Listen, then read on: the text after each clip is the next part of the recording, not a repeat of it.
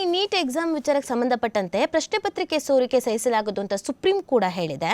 ನೀಟ್ನಲ್ಲಿ ಪದೇ ಪದೇ ನಡೆಯುವ ಪ್ರಶ್ನೆ ಪತ್ರಿಕೆ ಸೋರಿಕೆ ಮತ್ತು ಅದಕ್ಕೆ ತರಾತುರಿಯಲ್ಲಿ ತೆಗೆದುಕೊಳ್ಳುವ ಕ್ರಮಗಳನ್ನು ಸಹಿಸಲಾಗುವುದಿಲ್ಲ ಅಂತ ಸುಪ್ರೀಂ ಕೋರ್ಟ್ ಶುಕ್ರವಾರ ಕೇಂದ್ರ ಸರ್ಕಾರಕ್ಕೆ ಸ್ಪಷ್ಟಿಸಿದೆ. ಪರೀಕ್ಷಾ ನಿರ್ವಹಣಾ ಸಂಸ್ಥೆಯಾದ ರಾಷ್ಟ್ರೀಯ ಪರೀಕ್ಷಾ ಏಜೆನ್ಸಿಯಲ್ಲಿ ರಚನಾತ್ಮಕ ಬದಲಾವಣೆ ತರೋಕೆ ಮಾಡ್ತಾ ಇರುವ ಸಾಂಸ್ಥಿಕ ಸುಧಾರಣೆಗಳ ಮೇಲೆ ನ್ಯಾಯಾಲಯ ಕಟ್ಟುನಿಟ್ಟಿನ ಮೇಲ್ವಿಚಾರಣೆ ನಡೆಸಲಿದೆ ಅಂತಲೂ ಕೂಡ ಪೀಠ ಹೇಳಿದೆ.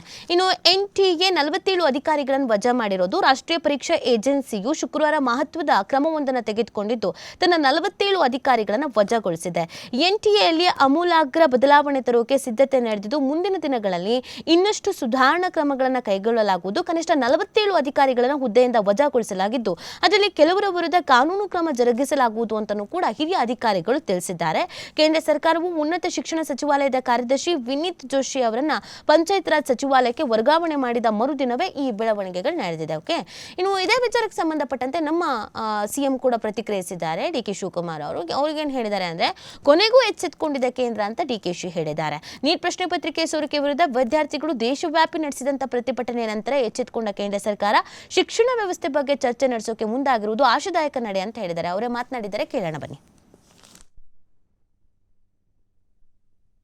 I am very happy at least he has opened after 15 months, 15 days or 1 month he has opened up. I think that is important. We all work for our children's future and the youth future. At least now I think he has opened up, the entire country has opened up. Thanks for this.